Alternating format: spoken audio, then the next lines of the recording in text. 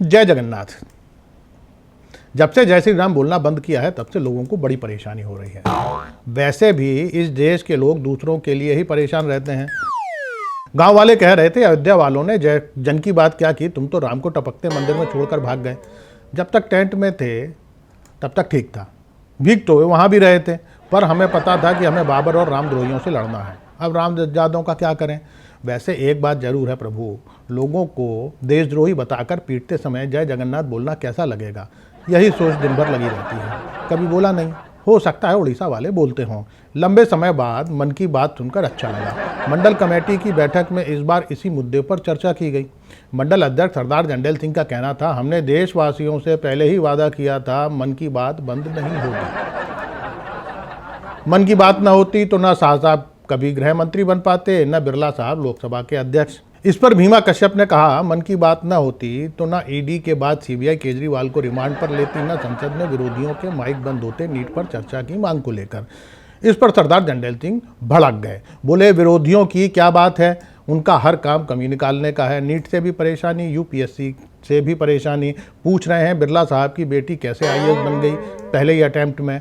प्रभु party कमजोर क्या पड़ी, विरोधी सर उठाने लगे।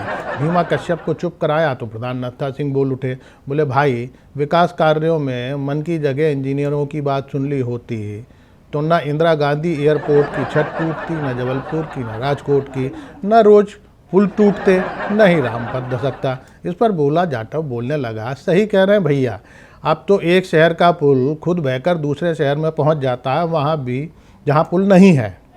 इस पर कल्लू कसाई भी विरोधियों जैसी बात करने लगा, कहने लगा सनातन में ब्रह्मा विष्णु महेश तीनों के कार्य निर्धारित हैं, एक सृजन करता है, दूसरा पालन, तीसरा विध्वंस। हमारे साहब में तीनों गुण हैं, विकास भी वही करते हैं, 5 किलो राशन देकर पालन भी करते हैं, फिर अपने ही सामने अपने किए विकास कार्यों का ध्वंस भी देखते हैं।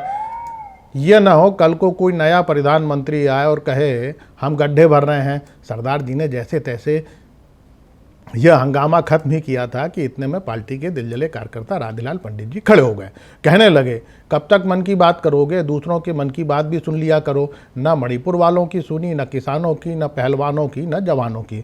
प्रभु लग रहा था उनमें मोहन भागवत की आत्मा आ गई है। बोलने लगे, जन की बात सुनते तो 240 पर नहीं अटकते, अब गठबंधन सरकार है, मन की बात नहीं चलेगी। कब तक दूसरी पार्टी के नेता ईडी और सीबीआई से डरेंगे।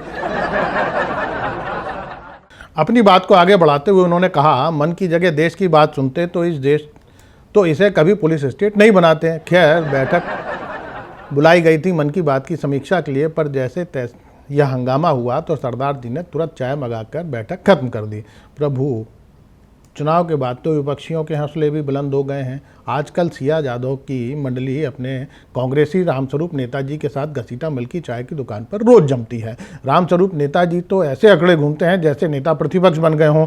उस दिन सिया यादव युवाओं को समझा रहा था, तानाशाही का मुकाबला जन आंदोलन से किया जा सकता है। मैंने हंसकर कहा, भाई इन कांग्रेसियों का जन आंदोलनों से क्या लेना देना, इन पर ज़्यादा भरोसा मत करना, पता नहीं कब हे राम की जगह जय श्री राम बोलने लगे। भारत विश्व कप जीता, इसके लिए आपको बधाई।